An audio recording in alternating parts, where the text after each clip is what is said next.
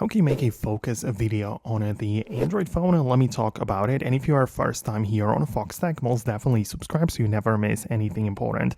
Now, of course, the focus video might be something else for different people, but most likely you are referring to this like cinematic mode where one subject is focused and the background is blurry. And that kind of video could be also accessible through the built-in camera, so try to open it up. Depends on your phone, right, and the exact camera setup, but you should be able to see the more options right there. And you can tell that I have the professional mode for the camera and also professional mode for the video, right? So that might be something that you are interested in, or the portrait video is probably even more suitable for you because you can click on that and it will try to focus on one subject. It will try to find a face most likely or something it can focus on, and it will try to blur out the background. So it might work well, depends on exactly what you're trying to achieve, but perhaps you just want to go to the professional video mode, right? So you can go there and now you can control the focus manually and